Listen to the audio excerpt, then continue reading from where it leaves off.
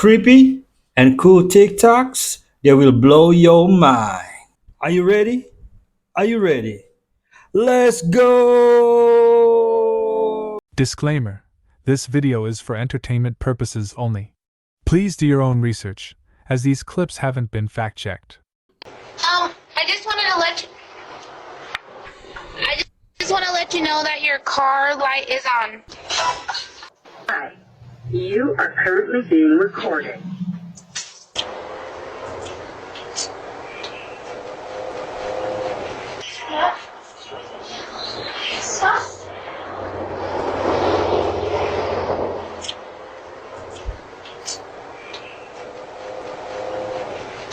I just wanted to let you. I just want to let you know that your car light is on. Hi, Okay. you are currently being recorded. I just want to let you know your car light is on. Okay. See the hand gesture? Try. Car light is on. No, it's not. The car light is on. Your battery will die. Tip: if someone is doing something weird at your front door, they might be trying to keep you from your back door.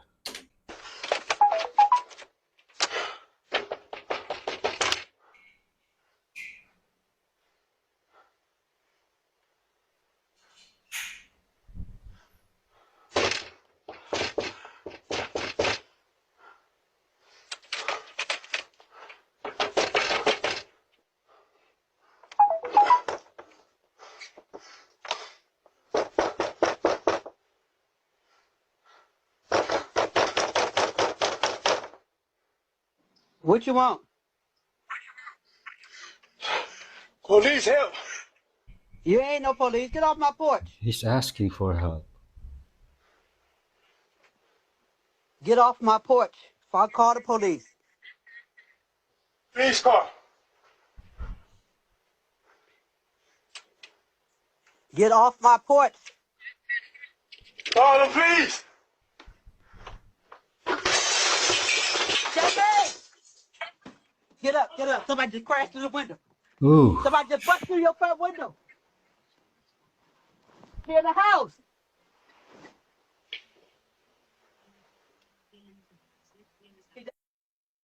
I think someone was after him. You could see the fear in his body language. I wouldn't open the door, but I speak to him nicely and ask him if he's in danger and call the cops right away.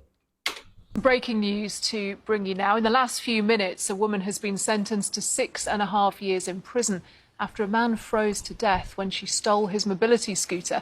Kimberly Ann Hawkins pleaded guilty to manslaughter at a court in Stroud in Gloucestershire. Dan, tell us more about this case. Yes, Neil Shadwick was described as being frail, vulnerable, someone with significant disabilities because of Parkinson's that had affected him since his 30s. He was 63 when he was accompanied by Kimberly Hawkins in the early hours of the morning last January to a supermarket cash point in Stroud where he was trying to get money out to give to her, the judge said he believed, to feed her drug habit. And when Mr. Shadwick couldn't actually withdraw any money, Miss Hawkins took his mobility scooter, the scooter that he relied on to get around. She actually drove off with him still clinging to it and dragged him for up to a minute across the supermarket car park before he let go, and then she left him there in freezing temperatures. Oof. We were told it was as low as -5. He was found unresponsive at about 6 o'clock the next morning, taken to hospital, but he died there because of pneumonia and hypothermia. The judge told Kimberly Hawkins that she knew that he was a vulnerable man and that she turned a blind eye to his suffering. Only 6 years in UK, not much of justice for a life. Meanwhile, someone got 30 months for a Facebook post. This anonymous man ate an entire jar of cheese balls in Union Square Park on April 27th at 3 p.m. and his identity was just revealed. Over 2,000 people showed up to this event. This was everywhere on the news. It gained over 50 million views online. He held superhero tryouts. He donated over $10,000 to charity and New Yorkers. Cheeseball Man gained an enormous following and everyone's been trying to figure out who he is. And who he is crazy because he's me.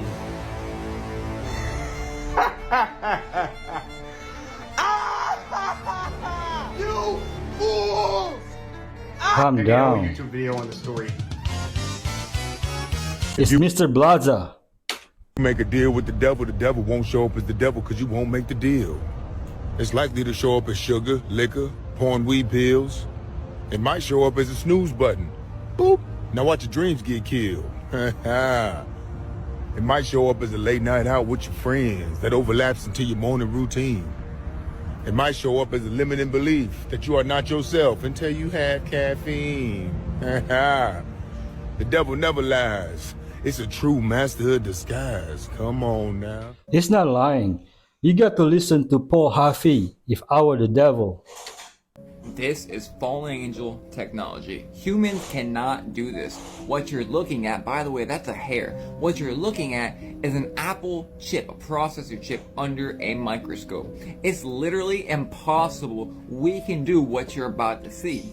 It's quite obviously magic. It's literally magic, like it's always been since the beginning of time. Fallen angels giving us crazy technology that we could otherwise not do. If you think that humans could just out the blue do this, then you are fooled. This is literally a copycat, a mimic of God's creation of the earth on a microscopic level. I mean, look how the cities are laid out. Like in the stars, you can see a grid pattern, like an energy pattern that exists. Do you know how close in we are right now?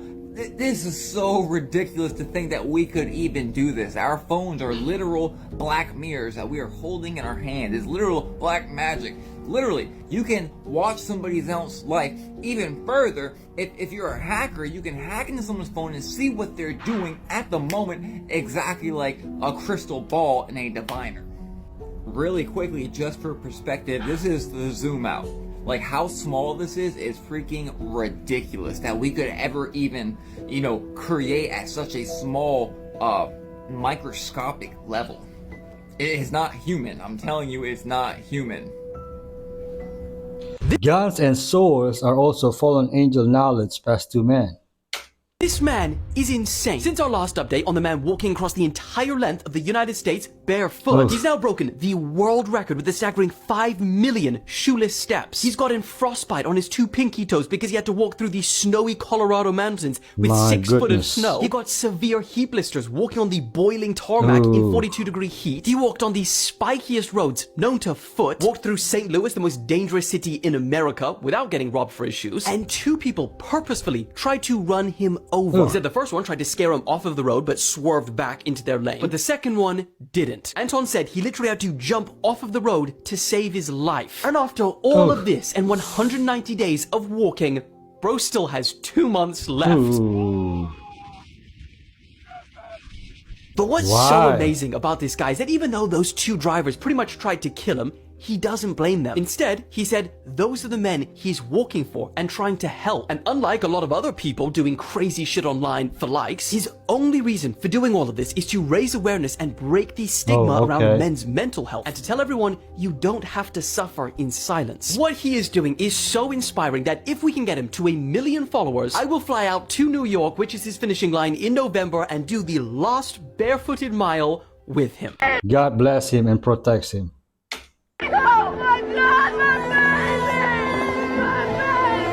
The American Secret Service discovered something shocking in the case against Donald Trump. Thomas Crooks was hiding something intriguing in his house. During an investigation of the suspect's house, they discovered a tunnel, and what they found inside shocked the world. In the small town of Butler, Pennsylvania, a disturbing story unfolds. As the team investigates the cause of the mysterious happenings, they discover something surprising. By following a clue, they find a hole in the hidden by furniture, which appears to be a simple hole, but conceals the entrance to a narrow tunnel. Not knowing what lay within the tunnel, they ventured inside. The tunnel, with a unique structure, extends much further than anyone had imagined. The walls have reinforced structures, indicating they were made by professionals. Their stomachs churn, and the stress is at its peak as they do not know what they will find. At the end of the tunnel, they find a very well-crafted room, and what they are about to discover is beyond imagination. This room, hidden deep within the tunnel, holds secrets that could change everything. The evidence found here is not only shocking, but also potentially game-changing for the case. Click the More button and comment Part 2 for the second part, as we delve deeper into this astonishing discovery. All the news I've been watching, I never seen nor heard anything about a tunnel except here on TikTok.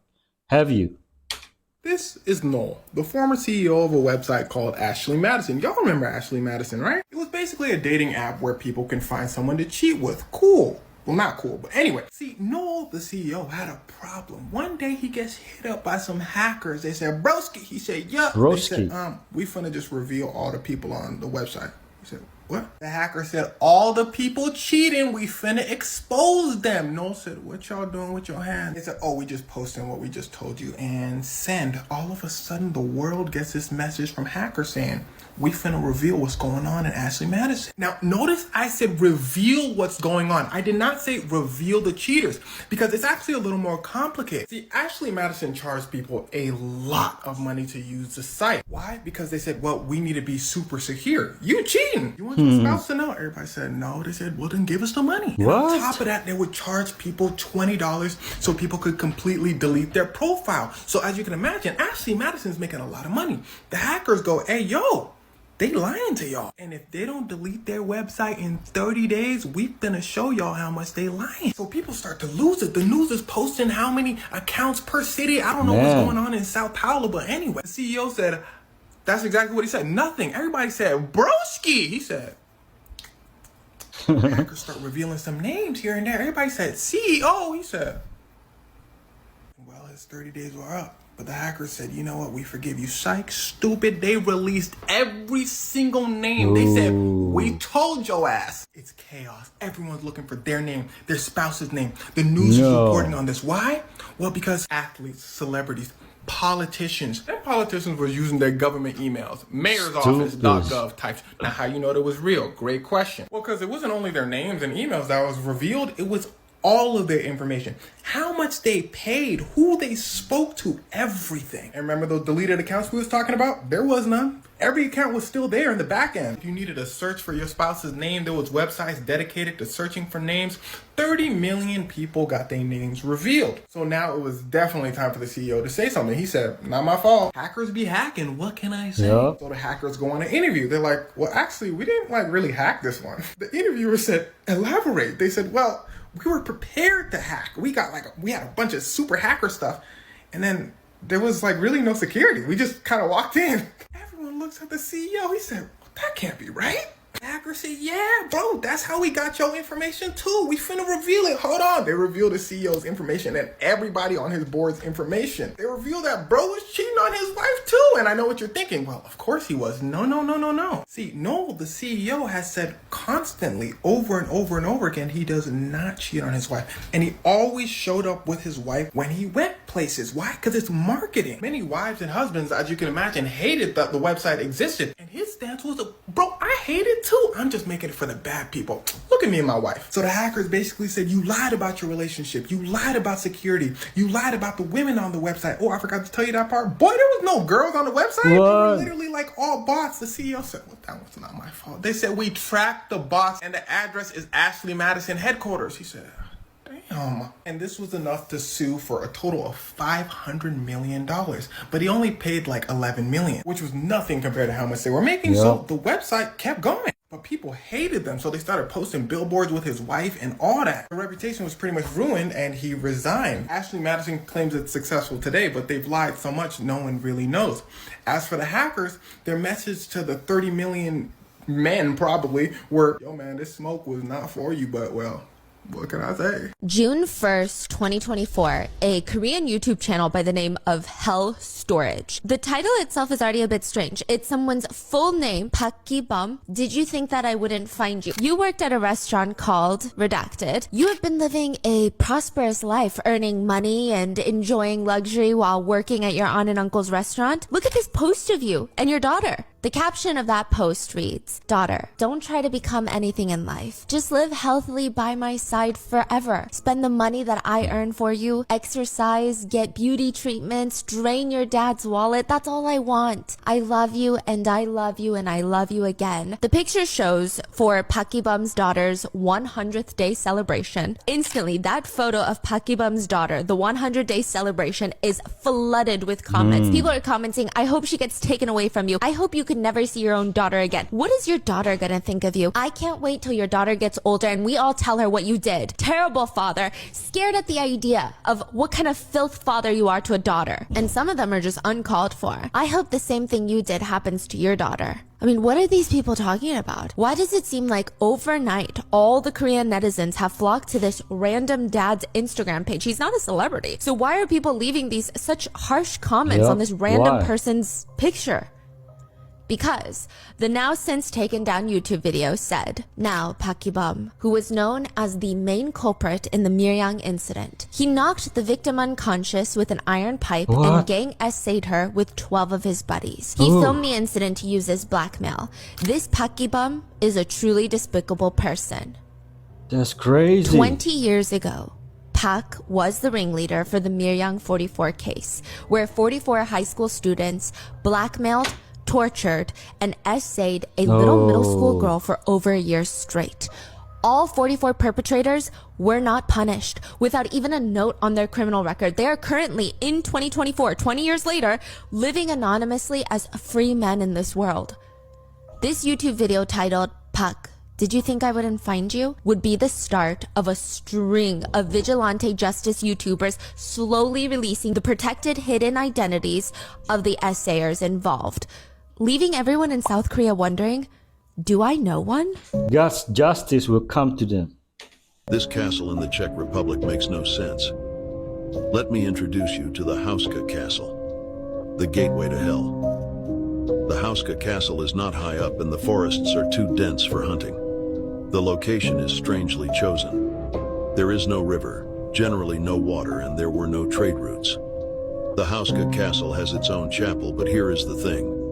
Everywhere in the chapel are drawings of demons and other demonic creatures. The castle's battlements were built on the inside and not on the outside of Hauska Castle. This makes it seem as if Hauska Castle was never built to keep enemies away, but to keep whatever is in the basement of this castle inside. It is believed that in the basement, under heavy stones, lies the gateway to hell. So, Hauska Castle was built over a hole so deep that nobody could see the bottom. What furthermore gives the whole history of the castle a scary aftertaste is that Nazis occupied the Hauska Castle during World War II, and it is said they made atrocious experiments there. You know, the movie The Keep was based on this castle. Solomon really perfected the art of the modern occult through his desperation to ward off the spiritual world after God left and abandoned him. If you want to marry the queen, I think it was the Queen of Sheba, you have to worship Moloch. So he sacrifices to Moloch, and he said the second he did it, I immediately felt the Spirit of God depart from me. And this is at the end of the Testament of Solomon. And then he said, as I continued to do it, I felt it completely abandoned me, and I became the sport of the demons I once controlled. Spent the rest of his life tormented by demons and giving into all these different things. Guess how he tried to control them? Now that God wasn't protecting him, he became a master of witchcraft to try to force these things. He tried to take it into his own. He's like, God's abandoned me. They're going to kill me. They're going to ruin my life. And so he comes up with all these spells he wrote. I remember so-and-so said he hates gallbladders. And so he started, get me 3 gallbladders of this. And he basically became a sorcerer in order to ward off the demonic world, which is now at his doorstep. You know, the story of Solomon broke my heart. Even after seeing the goodness of God, the voice of the Lord, the love of God, he still went astray and disobeyed God. Their activities may be tracked everywhere. It's just that no one looked at it from this kind of perspective. Some people looked and understood, but it all remained at the level of conspiracy, because no one has ever managed to catch them by the hand.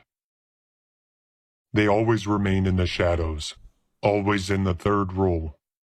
They are not involved, and there's nothing to accuse them of. There's no way to prove their guilt, and in any situation, they've never been in the forefront.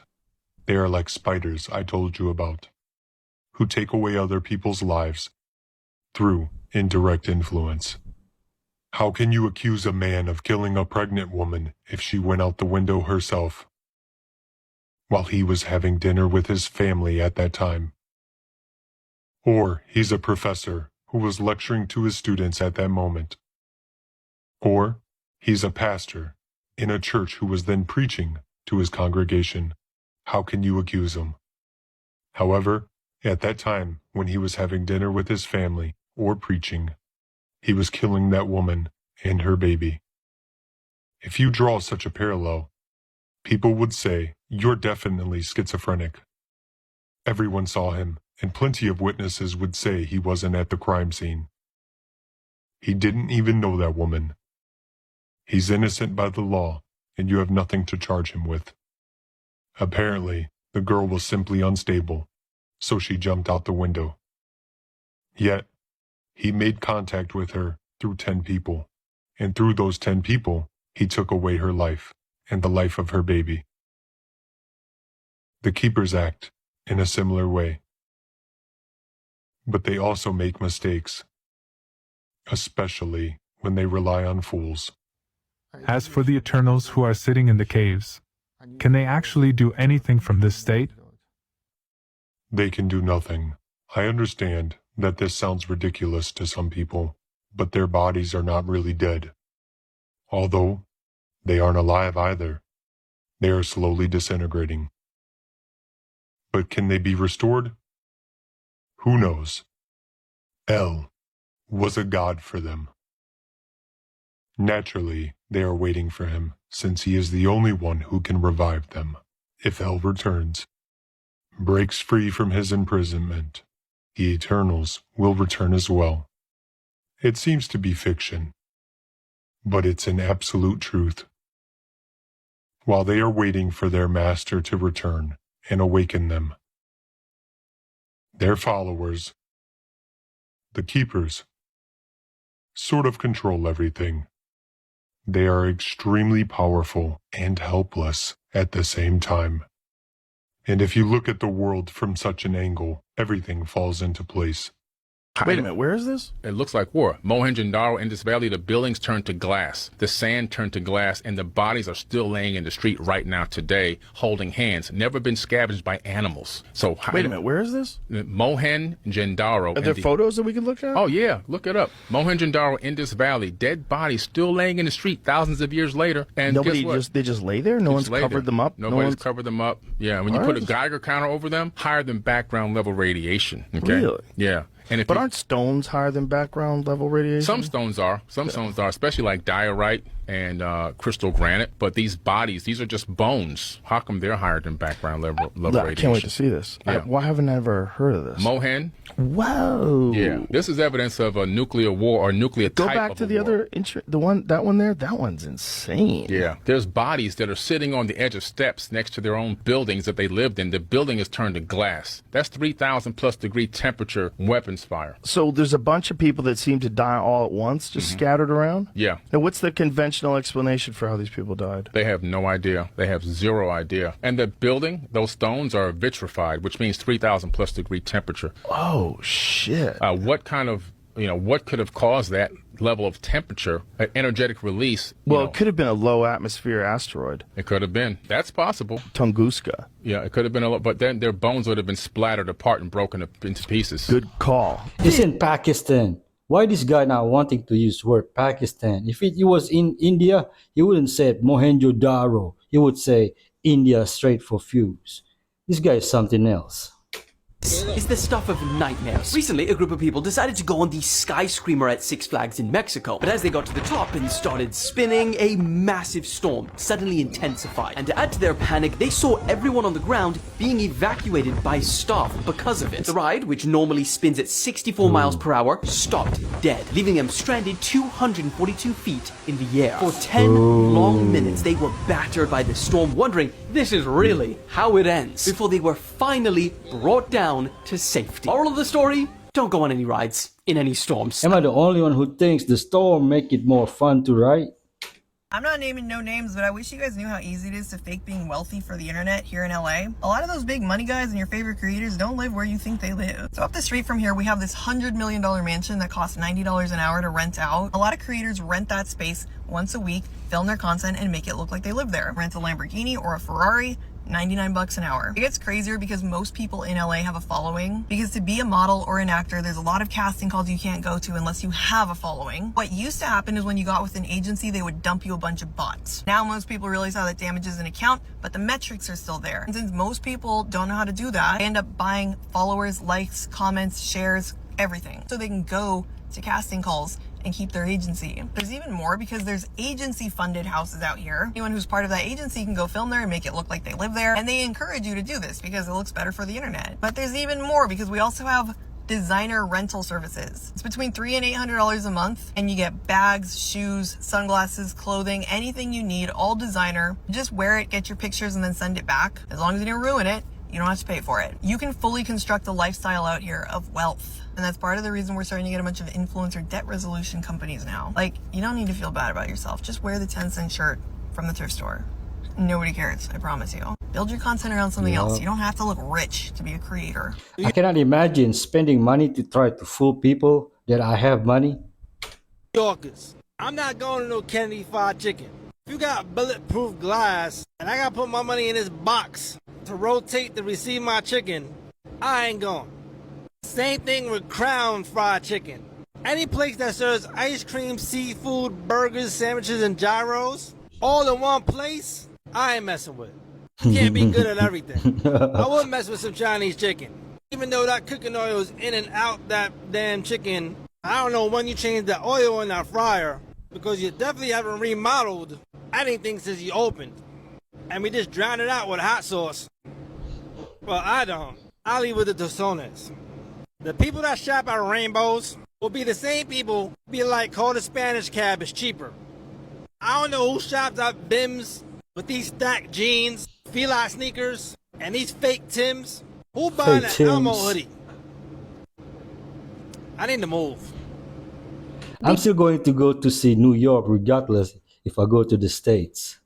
These ducks traveled across an ocean to be reunited with their favorite human. Wobbles and Bean have been a major part of Amelia's life for the last decade. She hatched Wobbles herself in 2014, and Bean joined the family a year later at only 2 days old. When life brought Amelia to London from the US, Wobbles and Bean of course moved with her. Unfortunately, things took a turn for the worse in 2020, and due to circumstances outside of her control, Amelia had to move back to the US. Because the US doesn't legally consider ducks to be pets and has strict restrictions on poultry imports, it was looking like she would have to leave Wobbles and Bean behind. But moving on without them completely broke her heart, and she was determined to find a solution. A friend agreed to look after the ducky duo in the meantime, and from afar, Amelia contacted every single pet transport company in the UK, but nobody could help. Things seemed hopeless until 2022, when Amelia met her current partner, whose company has their own internal pet relocation service. They agreed to take the job, but it was still no simple task. There was no protocol in place for moving 2 pet ducks, and Bean and Wobbles forged the paper trail that allowed it to happen. Amelia wasn't even sure that they'd still recognize her, but as soon as they saw her from their crate, they ran to the front of it and wouldn't stop quacking. Because of Amelia's determination, the family is back together for good now, and Wobbles and Bean prefer to stick to Amelia like Velcro. I'm Jen, and I post something positive every day. I think it's time we talk about when an amusement park in California actually used a real human body as one of their props. This is the story of Elmer McCurdy, and if you haven't heard it already, strap in, because this one is fucking nuts. In 1976, there was a show called The $6 Million Man. Crew members decided to film an episode at Pike Amusement Park in Long Beach, California.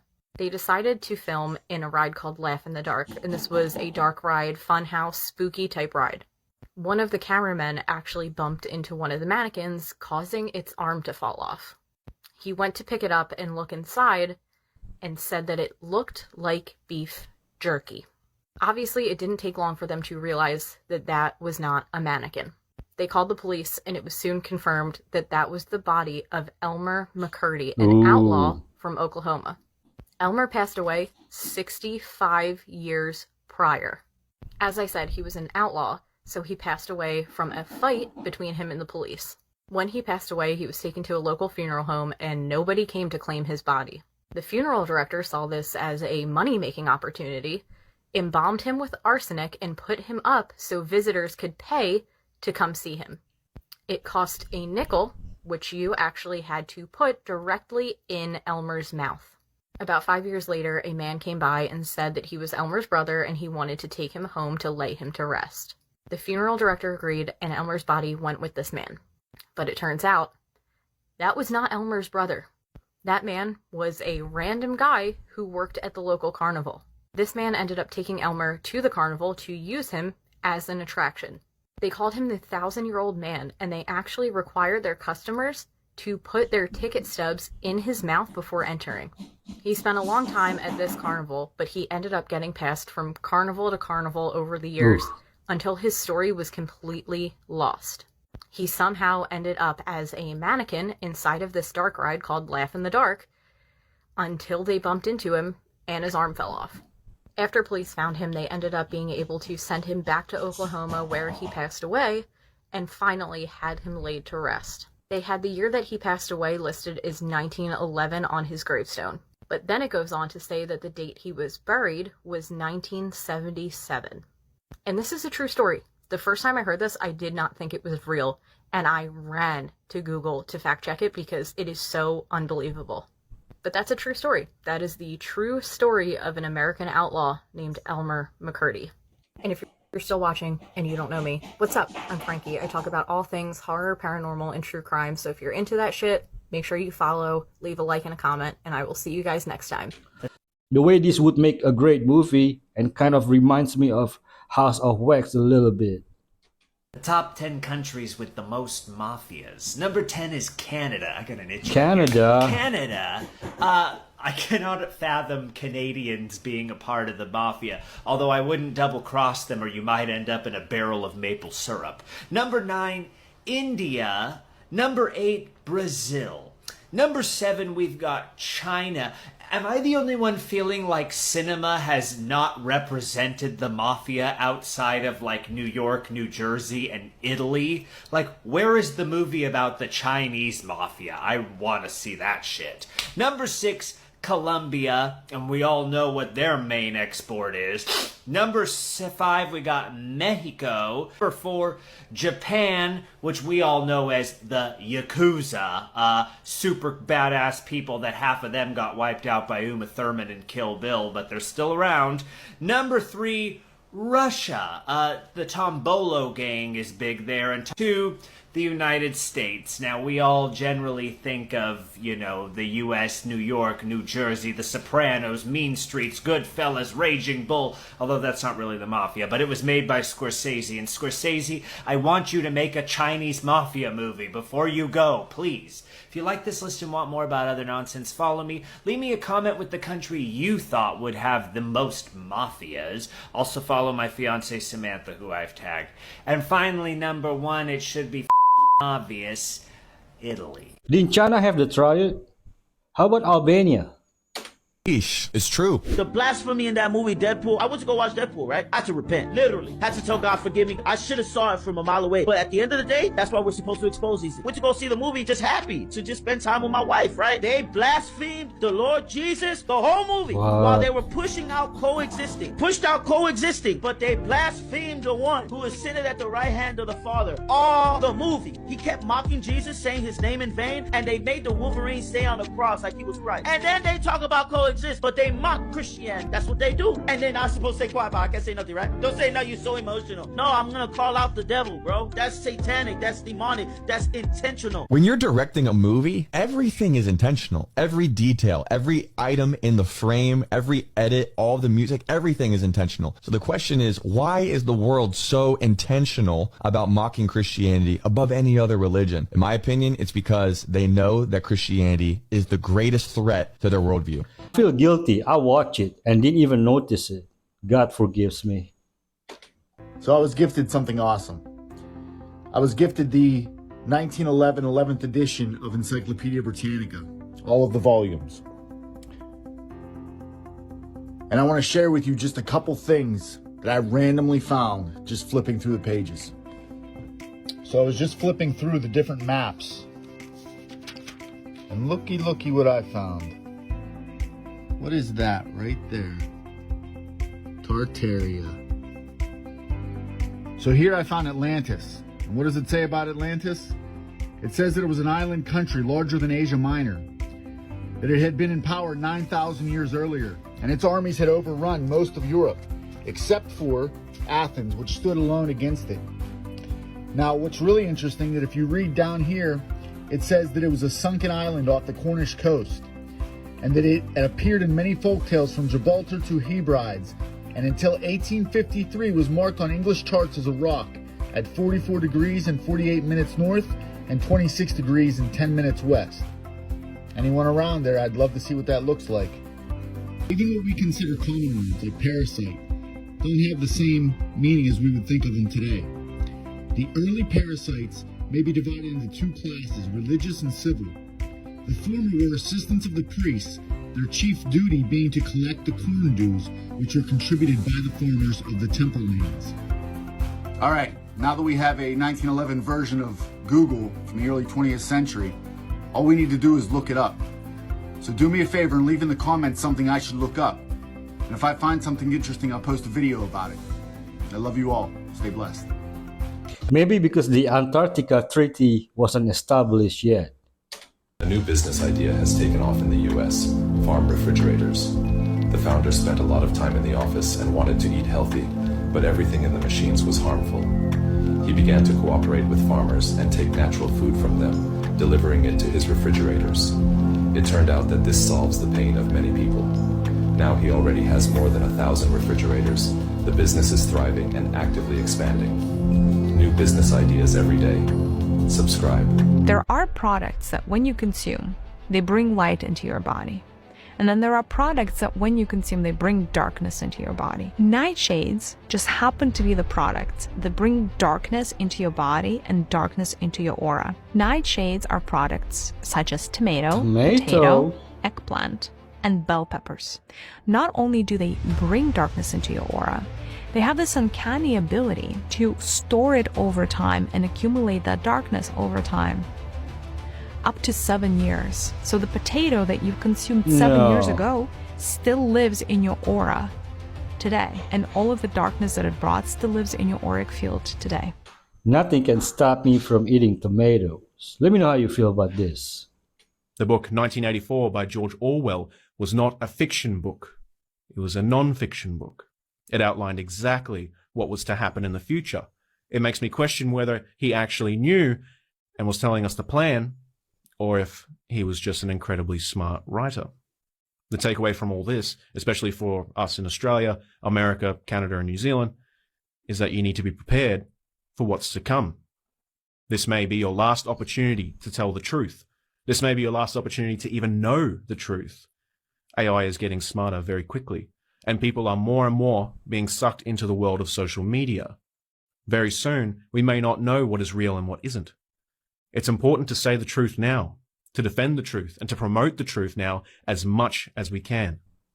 We all need to connect with people more, build real relationships with them, and break down the walls of what's real and what's not. I never saw my sister, even though I grew up with her. She lived in her room down the hallway with a padlock on the inside of her door. By 9 or 10 years old, my mom was progressively worse, screaming in the middle of the night, sitting in a chair and whacking herself with a log until she was bloody, and laughing and speaking in all kinds of different voices. But every night, as soon as the sun would go down, that's when things started to really escalate and get bad. Sometimes I even spent the night in the park, because I didn't want to go home. But I would go home, I'd go to my room, I filled all the drawers with bricks. So I had like some, 20 bricks or so, and I would push the cabinet up against the door, and then I slept in the same position, in the fetal position with a hockey stick, and I waited, because every night, sometime around 2, 3 o'clock, 3:30 in the morning, my mother would come and then rattle the door and try and get in. So my son comes over and he's visibly upset. And I asked him, I said, well, what's going on with you? Now, he's got a roommate, and I just kind of figured that's what it was. Him and his roommate had gotten into it. It's 5 o'clock in the morning, though. He said, Dad, I just woke up, was getting ready for work, and I found some guy laying on my couch. I said, you called the police? He said, yes. However, when the police show up, they tell my son they can't do anything. My son said, Dad, the man was visibly drunk, and when I called the cops, they showed up. They asked the man what he was doing there. The man said he lived there. He had a bag with him. The cop said he's got a bag and he claims he's lived in here. There's nothing we can do. I said, well, there's something I could do. Let's go. So I get in my car. My son gets in his. We go back over there. Now, my son has a dog, and my son has some very expensive things in his home. He works hard for a living. And to have somebody inside his home when my son has to be at work in just a few hours is just not going to work for me. I'm not afraid to wear orange. I've worn it before.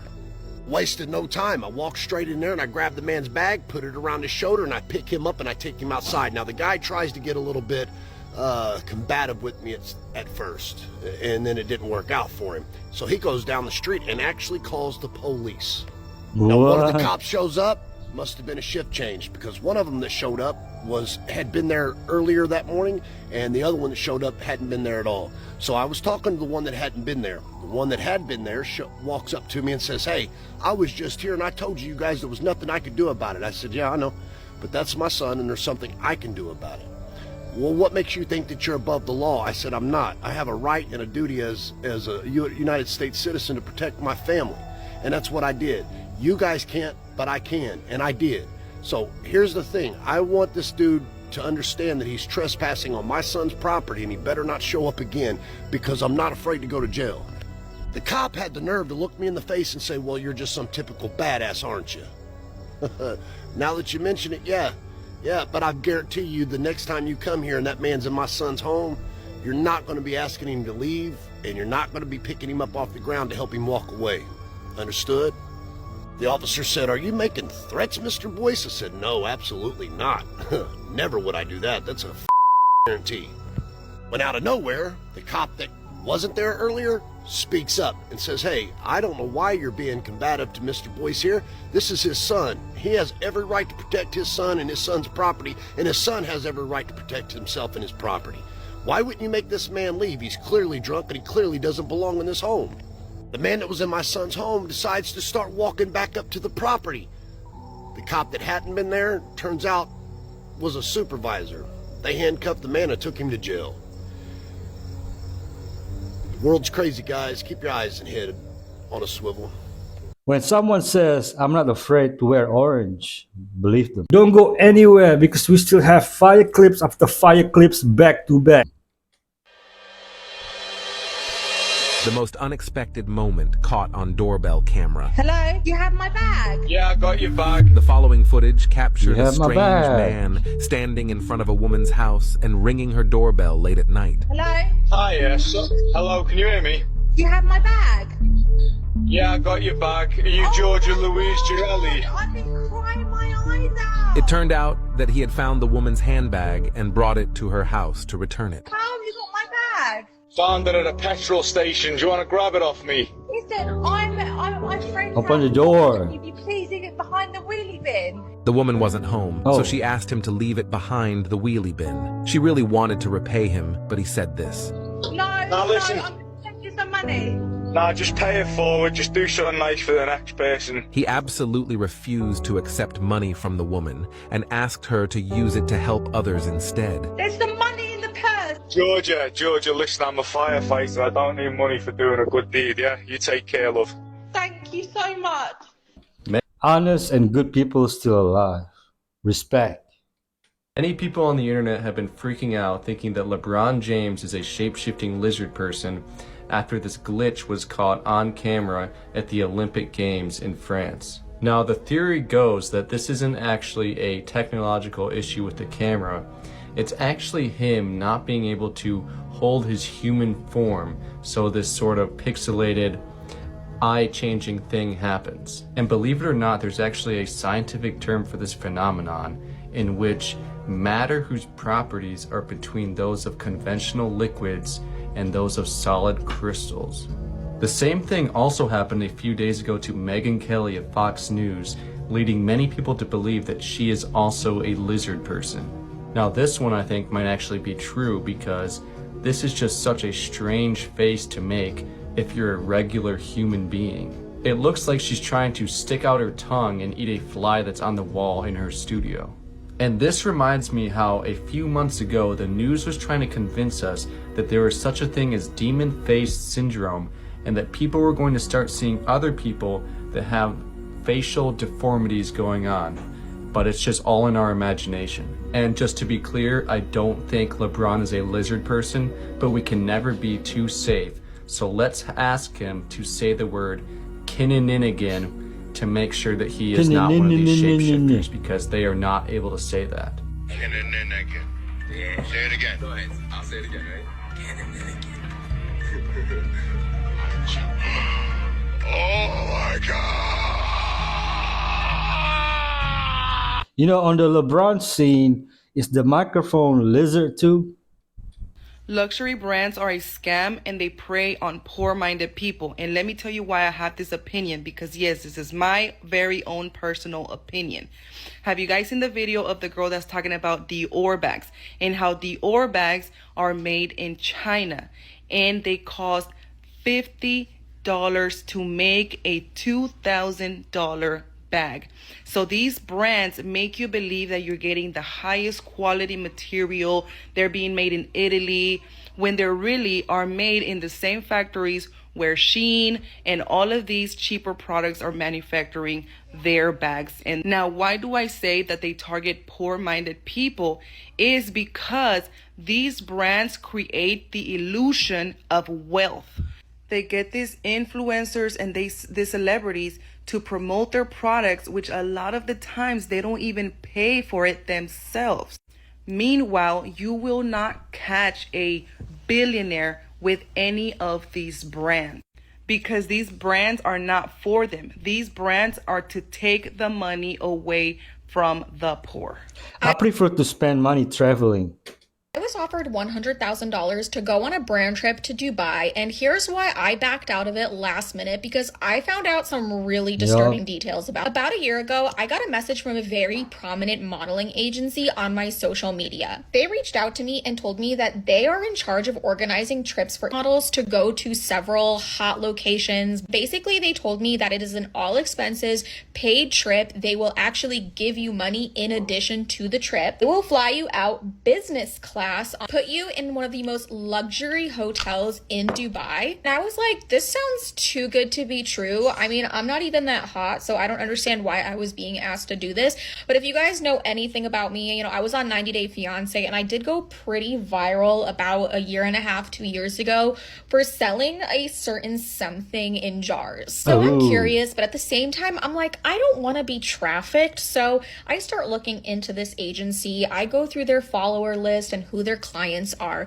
And I quickly come to realize that they have some very, very famous models. One of the girls, I remember she had a ton of plastic surgery. This is where everything completely changed for me. I decided to put her name into Twitter and things started to pop up. On this girl's Twitter feed were all these pictures of her in Dubai on luxury yachts in the most beautiful apartments you can imagine, in shopping malls holding very expensive designer handbags. As I kept scrolling, I stumbled upon a very shocking video.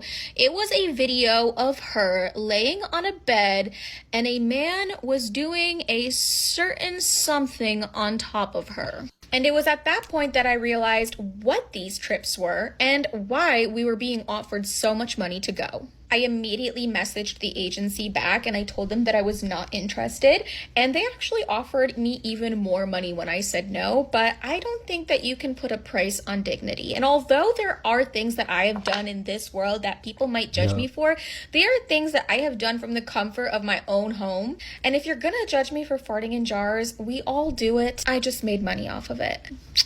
Do these agencies straight up tell you what's going to happen, or do they trick you?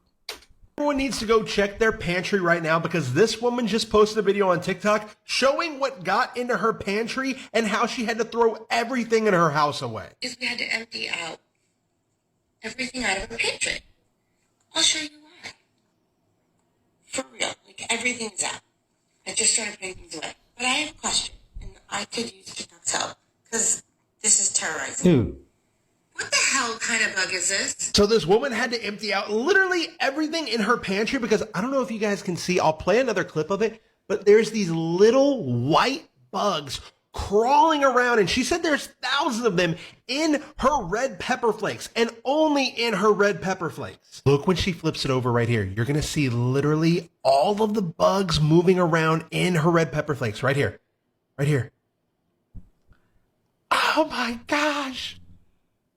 Oh no! Oh, I've got to go check my red pepper flakes now. The red pepper is not red anymore. I think it happens when it's not stored correctly. Incorrect temperature. What do you think? Drake just recently announced that he's going for a round 2 against Kendrick, but let me let you in on a secret. The first round was never over for Drake.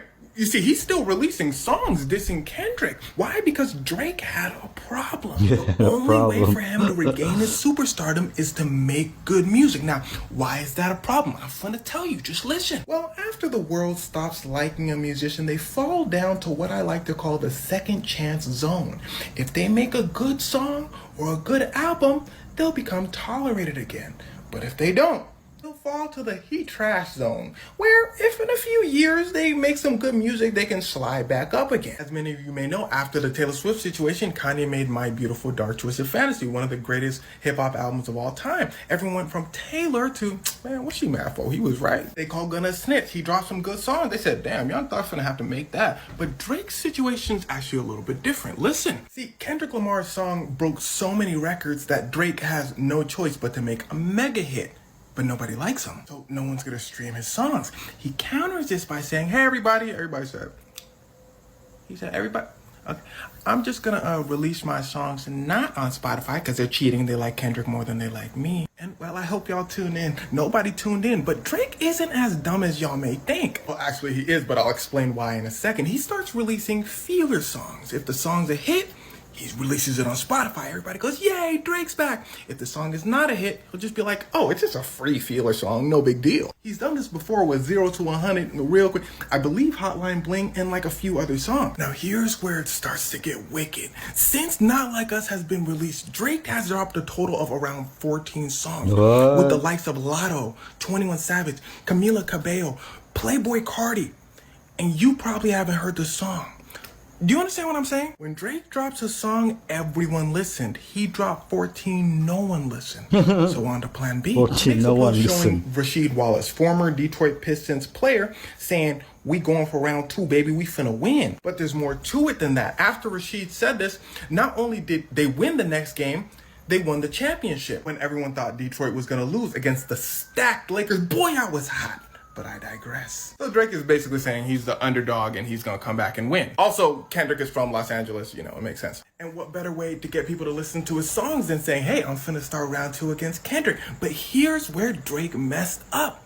What he doesn't understand is, this isn't a rap battle. Like I explained in my Not Like Us video somewhere down there, to Kendrick, Drake is everything wrong with hip hop. So ruining Drake's life was a way to set things right. Bring balance back to the universe. So for all Drake knows, he can make this round 2 announcement, release a diss song, say, Kendrick, what now? And Kendrick could say, nothing. And that would be embarrassing. In fact, Kendrick's friend came out and said, they're leaving the Canadian Drake alone. So he finna just be dissing the air. Drake's friends told him, why don't you take a break from music and make people miss you? You can't tell Drake things in a bad way or he'll get mad. How do I know this? He allegedly removed Lil Yachty, his close friend, from a song for saying, Not Like Us was great. I could be wrong about all this though. I don't know him. Anyway, his response to his friends was, I got a plan. His therapist then quits on him. How do I know this? This man finna sit here and say, Kendrick Lamar told me to go see a therapist, but joke's on him. She quit on me because I won't let the Kendrick thing go. And I keep talking about women. This man said it as a flex. So what you can expect now is for Drake to release a super long album with a bunch of hits. And he might find 1 or 2, but I don't think he's going to reach the same levels of stardom he once had. What you can expect from Kendrick is a really good album to save the state of hip hop in his eyes. But Kendrick might throw in a Drake diss or 2 because Kendrick is very unpredictable. Now, show of hands of who else is tired of this beef. Yeah. I know, me too. Drake, leave him alone. He dropped 14 songs since the beef. That's crazy. I heard this dude, or it was like 10 guys, little girl. And I was gonna grab a break and rush in the house. And she was like, she told me psychically, she's like, don't do that. There's like 10 of them. They'll just kill you and continue to rape me. Do this, light the house on fire. And know how, when they go outside to put the fire out, I'll be able to escape and get out. So I did. I lit the house on fire and they caught me. They got me on camera. And was there a girl on 10 guys? No, just schizophrenia. Just schizophrenia. Yeah. You ended up in jail? Yeah, for attempted murder. What? I'm going to prison for arson. It's like I'm connected with another extra, like with an extra dimensional being, and I'm keeping it alive by keeping certain aspects of what I see in my psychosis. It's like real shit. Like other people will respond to it in time, like in proper time sequence. And if you talk about it? If I talk about it, it goes away. So that's a good thing. No? Yeah, unless it's real and then I'm killing somebody. He shouldn't be in jail. He should be in psych hospital. Poor guy. Name is the same as Deadpool, Wade Wilson, and he's a mask. This is what's crazy though. Everybody's waiting till he gets in prison because it's over for him. The reason why, I think he something crazy. Defendant is guilty of first degree. Count 2. He's being sent to prison because he people, right? Yeah. He has a tattoo and it's of the, we can't really talk about it, but that tattoo you cannot get if you're not earned it. Because in a certain gang, that means you're a high official. Yeah. He just got it to get it. That prison that he's probably going to be sent to, filled with all of those people in that gang. Oh. The moment he's sent to the prison, yeah. I just don't get how you become a mass murderer when you unalive 2 people. Putin just made a huge announcement if you're one of those people that want to move to Russia. He's allowing people who want to escape, you know, what you call wokeism or whatever you want to call it, and move to a country with traditional moral values. Now, here's some of the details. First of all, you can bypass the quota. There's no quota system, so there's no waiting. There's no Russian language test. This is huge because most times when you want to move to Russia, you have to pass a Russian language test. You don't need to. So the way it works is you'll be issued a 3-month visa, and then you'll be issued a TRP, which is a temporary residence permit. This allows you to work in Russia and pretty much live here as a permanent resident. And it has a path towards citizenship after a number of years as well. This is the normal path to citizenship by living here. Now, it's been signed into law, but it's not available yet. He's given the ministry of, the ministry that handles this, I forget the name of it right now, 1 month to implement the regulations to get this done. One of them is to list which countries are on the list of people to come from. But I imagine that the US and Canada are going to be on this list among others. So if you want to know more, you can go to the link tree in my profile, and there's a chat room there, and we have a Russia room there. So come on over. Thanks. There you go, folks. Hey, but I heard Russia is pretty expensive. You know, we do have a lot of Russians and Ukrainians here in Bali. Believe it or not, they got along just fine, and they're good people. This just came up in my feed. This man suffered from locked-in syndrome for 12 years. When I tell you that is one of my greatest fears, I am not exaggerating. So this is Martin Pistorius. This is one of the last pictures that were taken of him before he got sick. Martin had an issue. He came home from school, he had this sore throat, he was sleeping a lot, he wasn't communicating anymore. So his parents took him to the doctor. The doctors had no idea what it was, so they treated him for cryptococcal meningitis, as well as tuberculosis in the brain. Nothing helped. So they told his parents, your child is a vegetable. He has the mental age of a child. Take him home, make him comfortable, and then he's gonna die. So they took him home, and it was very stressful for his mom and dad because there was nobody home. He was a vegetable, but that's the issue. He was home. After 2 years, he was fully conscious, 100% trapped in his body. Cognitive function was the same as you and me. He just could do nothing about it. He talks about how dark his thoughts were, how he felt like a ghost. He was completely and utterly powerless. Every single aspect of his life was controlled by someone else. He talks about how terrible it was. People would decide where you are, what you eat, whether you sit down or lie down, and what position you lie in, everything. So when they would throw him in bed, it doesn't matter if he was uncomfortable, feeling that shooting pain that goes up your back when you're uncomfortable. He could do nothing about it, and he could not communicate it to anyone. Can you imagine the terror? So naturally, he went through a point where he was feeling a lot of despair. He talked about the biggest torture was Barney. They would sit him in front of a TV. Obviously, they were told that he has the mental age of a child. And so Barney was constantly playing. And still to this day, he talks about the terror it brings to him when he thinks about Barney. And the hardest thing, the biggest piece of despair for him was the feeling of being alone. Even though he was completely surrounded by people, he was utterly alone. But everybody in his family was impacted by this. He recounts one day where his mother and father were fighting, and his mom came into the room, sat down next to him, looked at him, and said, "You need to die." All of this time battling with his thoughts, with his emotions, allowed him to grow. He talks about how that broke his heart in a way, hearing that from his mother, but also how he could sympathize and empathize with her. He really only felt love and compassion for her. He talks about the pain that he felt because all he wanted to do was to communicate to his mom what a great job she was doing.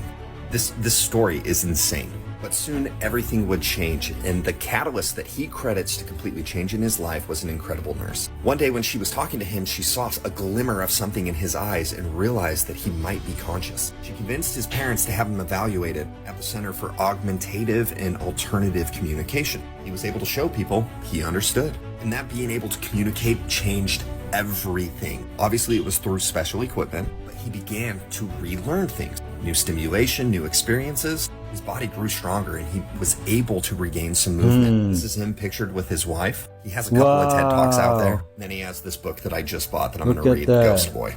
I just can't even imagine the mental fortitude that you would have to be 12 years trapped in your body, not able to communicate with anyone. Bro, if I sit down in like stadium seating or somewhere uncomfortable where there's a lot of people, I start getting that freaking electricity going up my spine and I'm like, I need to move, I need to be free. That alone would have freaking taken me out. But just absolutely insane story. What an incredible person. I can't believe I've never heard about this. You know, the mom's statement broke my heart.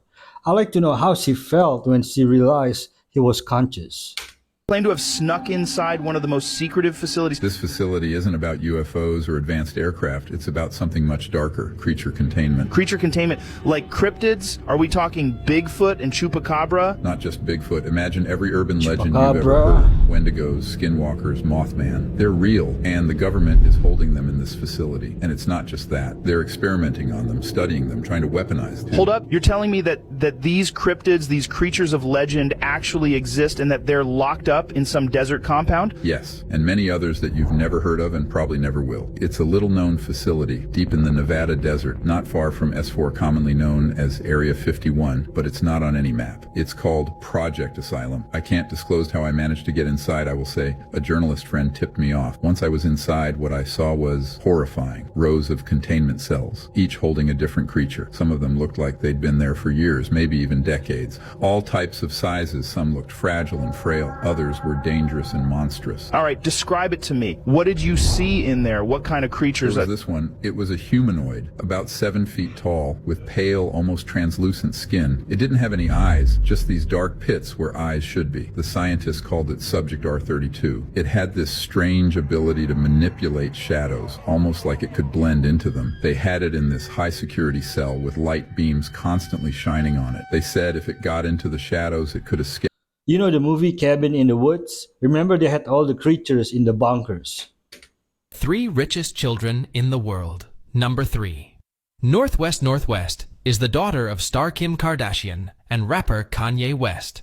His net worth is staggering, reaching $375 million. No. Most of his fortune is placed in a trust fund established by S&P. Trust fund, This baby. trust fund includes more than 14 real estate properties, $5 million in Bitcoin, Ooh. 6 luxury yachts, and 775 Louis Vuitton handbags.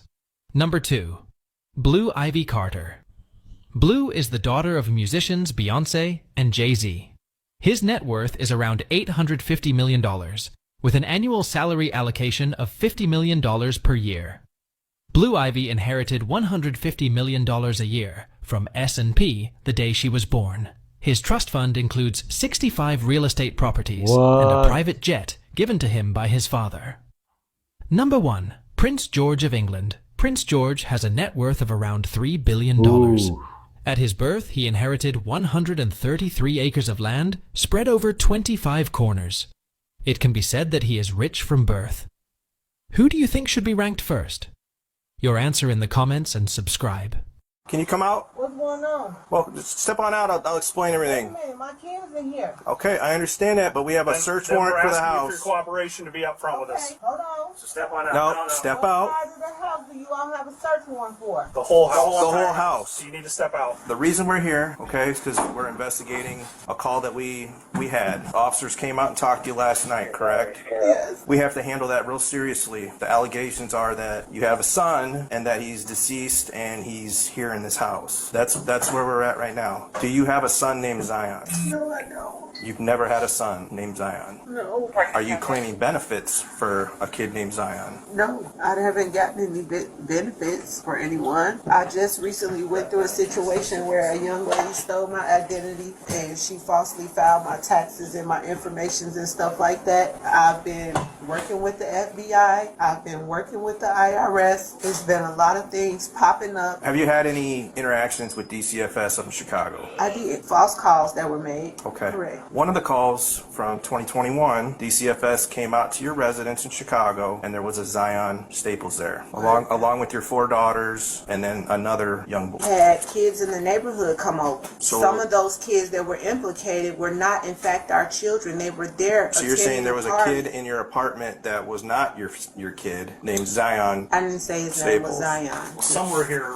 we've got to clear this up with this Zion Staples. Yes, and benefits. Listen to it. Benefits being put in his name that you're receiving from. I haven't received any benefits. That's what I'm telling you. Well, it's Someone under has state- stolen my identity. I have proof of that. If you go in my phone, you'll be able to see the messages between me and the FBI agent in Milwaukee. But, this is separate from that with the DCFS call. Because somebody is obviously claiming benefits and getting probably getting food stamps. But they're getting food stamps for your 4 daughters and Zion. And I've been having a hard time with that because I can't get any because of that, and I've been working on it. Okay, are we going to find anything in your house that has Zion's name on it? Birth certificate, social security card, or anything like that? Nope. Well, because we're seizing your phone, okay? I understand you're seizing So- it, but I should be able to at least call my lawyer still. I shouldn't be held in my own house and not be able to call my counsel. Well, are you requesting a lawyer right now? Because if you request a lawyer right now, we're done talking. And then what? You're going to arrest me? I don't know what we're going to do. We're going to search your We gotta house. search his house upside and down. Because somewhere here we need to get to the bottom of this Zion thing. I can't And help this it is when coming people from call. other. This is coming from other people. This is I getting can't mentioned. help it when look, people this- call and make look- allegations against me. People do this Okay. every day out of spite. And I possibly had some visitors. It was probably the summertime. So where and I would had they get people the come name over. Zion Where would they come up with Staples? Zion Staples? I don't And it know. be your People son. make it up all the You time. But see, lying. DCFS does not come into your home and say, "Okay, have the neighbors over and let's do all this personal stuff that affects you and your family in front of all these other people." They did. They do it with you. They did. And they do it with your family. They did though. That doesn't make a lot of sense. Our biggest concern is that we can have somebody with law enforcement say, "This is Zion, this is what's going on, and he is fine." Because right now we have a person that exists, but we can't lay eyes on him, and it's a child. So that's what we're looking at. So if this is what's going on, if you have a cousin, a sister, a brother-in-law, or whatever claiming kids, or you're claiming them on behalf, and you guys are splitting some extra money, I get that. We need to make sure that this kid is safe. And in the time since the officer was here last night, and the time that an officer had called you back in June, that we can say, "Nope, she's totally clear. There's nobody really here. being There's nobody stalked here." and harassed. I'm telling you. Okay, I think this is from last year. She's already been released. I think she got 1 year and some probation. This woman received a threatening letter from Getty Images one day accusing her of using one of their photos without paying for it. But the only problem was she was the one who had actually taken the photo. You see, this woman, Carol Highsmith, was a renowned photographer who had famously donated tens of thousands of her photos to the US Library of Congress, making them completely free for anyone to use. But when Carol suddenly received this letter from Getty demanding $120 for using her own photo, she was shocked to realize that they were actually charging people for her free photos. Although these were all in the public domain, Getty was simply slapping a logo and a price tag on them and pretending that they weren't. And since Carol felt that this was extremely manipulative and straight up illegal, she soon sued Getty, as well as another stock image company called Alamy. Now, this was a potentially groundbreaking lawsuit, a chance to finally punish two companies that were notorious for their constant copyright violations. But although Carol demanded $1 billion in compensation for the gross misuse of almost 19,000 of her photos, and also for damaging her reputation by making her look like a hypocrite, a judge ended up dismissing most of her claims, saying that selling public domain works has always been perfectly legal. Carol eventually settled with Getty and Alamy out of court over the few remaining claims, but it probably wasn't for that much. I understand about allowing to sell, but is Getty allowed to sue people for usage of public domain images? That part was never clear to me.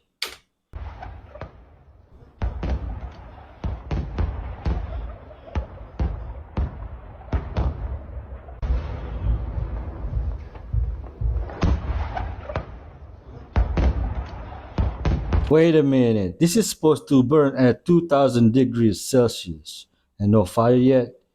Are trees resistant to fire? Made these? Yeah. What company made it? He made his own shoe. If there was a Funny Marco shoe, would you sell more than Shaq? Cut the BS. How much do these go for? This one like 9.5. $90? Nine. $9? Yeah. This shoe is $9. If you want to buy $9, $90, I can make man. it for you. $9.50. Yes, 9. and you can change the color, the designs. Yes, always. Yes. You can sell your own shoe? I definitely could. How about this, Marco? You like this style? How much is this? Wow, this one most expensive. This like 12. Wow. Well, $12? $12. That's their most expensive shoe here. Yeah, a lot of rhinestones. You see? Rhinestones. Yeah, shiny. Yeah. Good for you. He didn't mean it that way. He didn't mean it that way. My lips are dry.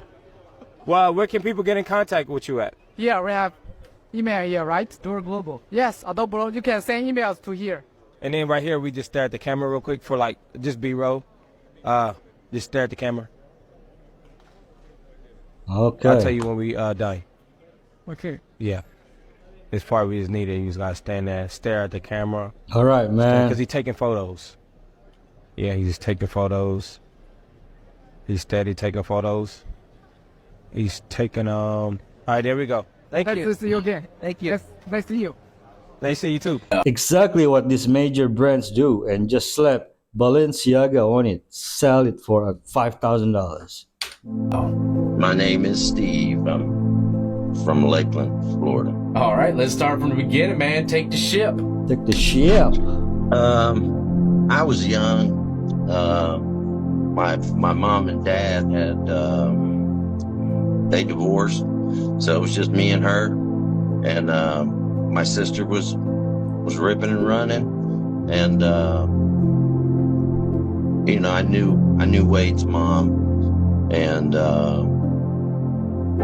you know, she got pregnant. I was 15, she was 14. And you know, we tried.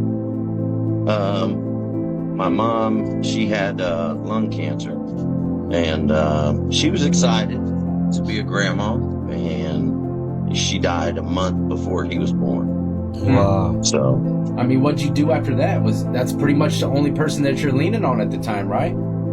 yeah, I had an older cousin who just graduated college, and she gave, you know, power of attorney to him before she died. And you know, she was pregnant with his name was Anthony. She was pregnant with him when my mom died, so I went through that, and you know, I stayed with her with Wade's mom a lot, you know, and then she went into labor, went to the hospital, had him, and brought him home.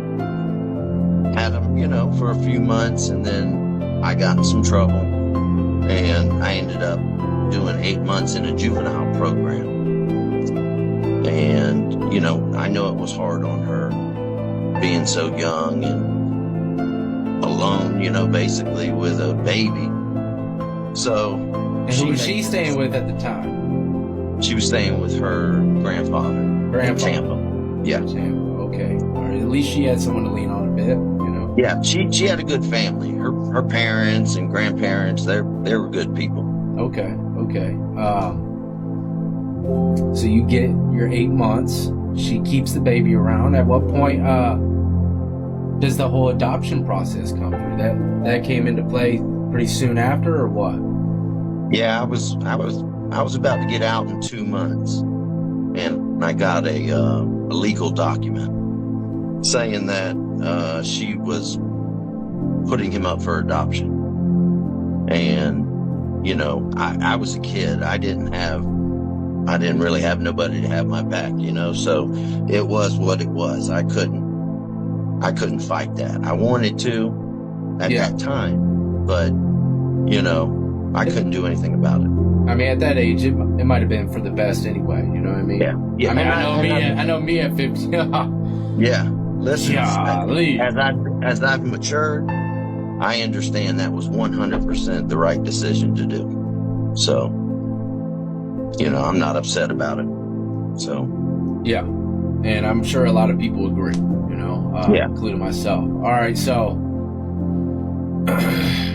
and that's pretty much the end of that. He just kind of vanished off into the adoption process. And, I mean, now after the fact, later on down the road, you know, if he lived in a somewhat decent foster care? Yeah, the people that adopted him,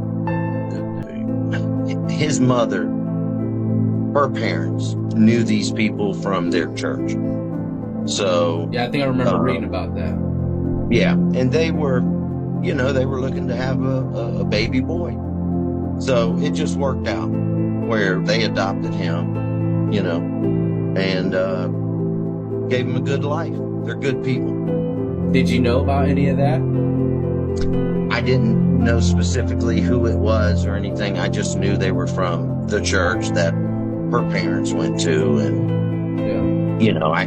I know at one point they moved to Tallahassee. I heard that over the years, but that was it. I never had any contact or anything. Okay, and at some point y'all end up linking back up. Yeah. How did that go down? Just random. When he was 18, I think he had reached out to his mother. And I hadn't seen her or talked to her since he was given up for adoption. Really? And wow. Yeah. So I got a message or something that he had reached out to her. I want to know, what are his adopting parents and what are they saying about all of what he has done?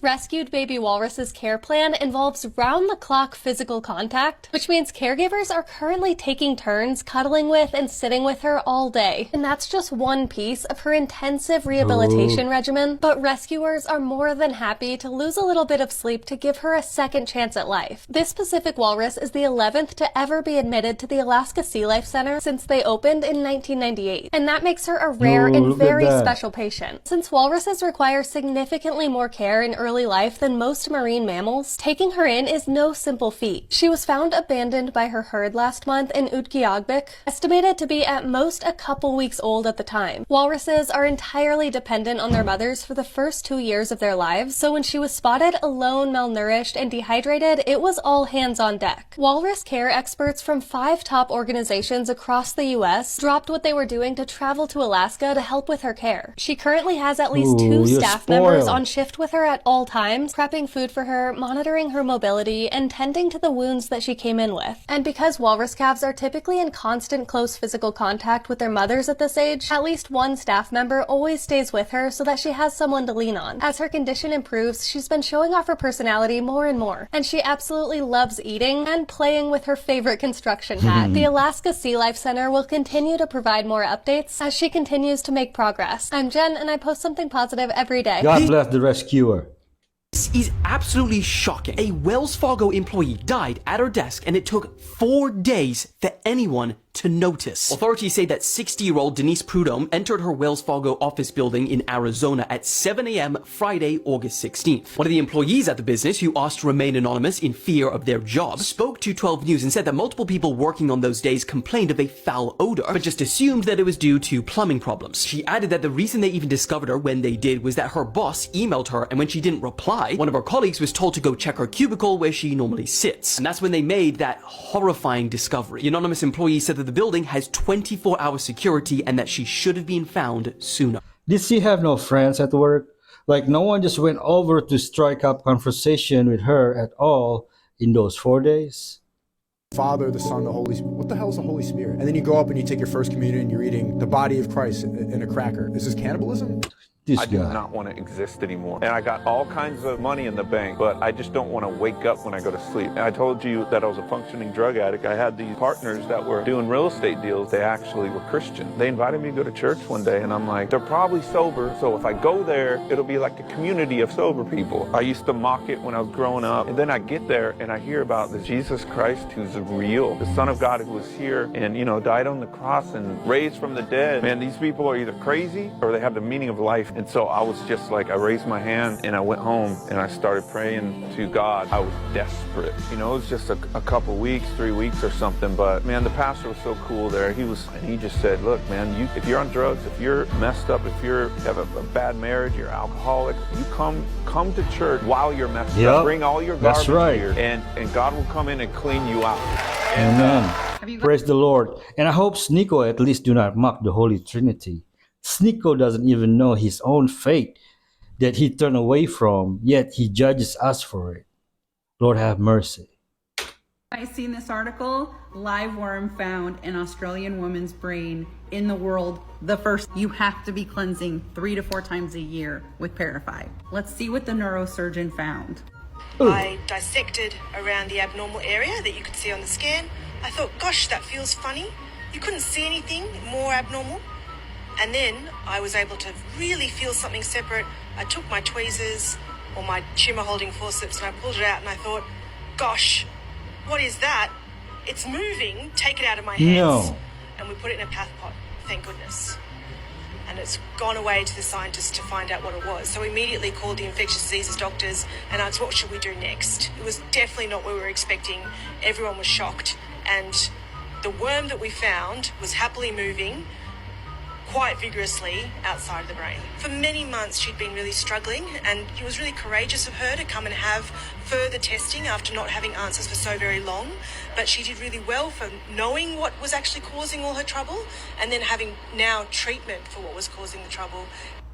It may be daytime here, but a new fear has been unlocked. Lil Yachty, he formed a group called the Concrete Boys, consisting of all these members, except for the fact that I just lied to you. This member ain't a member no more, and that's where our problems begin. Her name is Caribou, and she was recently kicked out of the group. Why? Well, be patient. We finna get to that. See, Lil Yachty had a problem. Lil Yachty has a problem. It became a big thing because they didn't announce why. Suddenly, Caribou starts posting stuff saying, like, y'all finna see. Everyone like, see what? She like, everybody say, Yachty, what's she talking about, bro? Yachty said, I wish her the best. Bless. So everybody forgot about it until the interview. See, Lil Yachty and his best friend Mitch have a podcast together where rappers come in and they talk to them. So Key Glock comes in one day. Them folk talking, and Lil Yachty and his best friend start getting into a heated discussion. Look at Key Glock posture. That man's sitting there going, damn. Because at one point Lil Yachty says, where would you be without me? But wait, it wasn't just for no reason. The conversation was about how do people make it out of the hood, listen closely, with not many options. So Mitch, Yachty's friend, was saying, I would tell people don't do anything crazy and just try to make it out. Lil Yachty's like, you had options though. I, Lil Yachty, was your option. This one to start getting heated. His boy Mitch goes, well, what do you want me to say to the people I need to say it to? Lil Yachty goes, I'm not saying what I want you to say. I'm just saying you can't say what you just said. Key Glock goes, snap. In fact, Key Glock tries to change the subject, saying, hey, Mitch, what would you say to me growing up? But Lil Yachty said, hold on, we're not done. Key Glock said, where's my phone? He then begins to explain his history with Mitch, which is very important for the Caribou situation as well. Lil Yachty basically says, Mitch, you ain't had no job. You had the luxury of chilling in my crib until you figured out what you wanted to do. When you figured it out, the podcast, I helped make it happen. Mitch basically goes, all right, I guess. And they just continue the podcast like normal. But there's more to it than that. See, Yachty has a history when it comes to working with friends. In fact, he had a group called the Sailing Team way back in the day that consisted of his friends. He spent millions on their music, but they then break up. Lil Yachty claims that they were all too lazy. It goes to how he met Caribou. She started off as his friend and personal assistant. She said, Yachi. He said, yup. She said, I want to make music. He said, let's do it. So he spends $900,000 on her come up. How do I know it was $900,000? Well, here's where it starts to get wicked. Lil Yachty hops on an Instagram live. Remember all that stuff that was happening with Mitch? Well, the internet went crazy. They were saying, how can you treat your best friend like that on your podcast? All that. So Lil Yachty hops on live. He says, I just woke up to me getting flamed on Twitter. I hit up my best friend Mitch. This is Lil Yachty saying this. And I told him, why didn't you defend me on Twitter? Mitch said, don't worry about it. It's just Twitter. Fire for that. I'm hot. Mitch, you ain't my dog. We ain't doing no more podcasts. People in the comments were saying, damn, because no one has ever seen Yachty like this in his decade-long career. Yachty goes, damn, I ain't finished. He then begins to talk about Caribou. Because see, I've got to tell you something. While people were talking about the whole Mitch situation, somebody says, I see why Caribou left the group. Someone else hops in and says, I asked her why she left, and she said they were bullying her. Everyone goes, Caribou basically said, I was trying to tell y'all. Lil Yachty says, okay, I'm finna crash out. How about we talk about why I kicked you out of Concrete Boys in the first place? Because you, Caribou, are a bully. You talk to everyone like they're beneath you, and I can't rock with that. Let's keep going. I wrote all of your songs. The On the Radar freestyle that got you famous, I wrote that. I'm finna upload proof. He uploads proof. He then goes on to say how she 900,000 in the hole. He then goes on to say things that maybe he shouldn't have to say, like how his whole group, he dressed his whole group. His group said, why am I in it? Actually, no, they didn't say anything, but it led people to say, yo, Yachty, why you keep calling out these people like this, bro? They were calling him out for making it look like his friends can't do nothing on their own. And to be fair to Yachty, he didn't mean to call out his friends. He was just saying how much he does for people, which got people even more upset. So people said maybe he's not helping his friends for the right reasons. Mitch came out and said Yachty is a great friend. People said, shut up. You just want the podcast to come back. He sunned you. Caribou said, see, Yachty be bullying people. People said, shut up. You don't make your own music. And you just playing the victim. So what did we learn? I don't think anything really. Little Yachty has a point. The people he's helping aren't appreciative.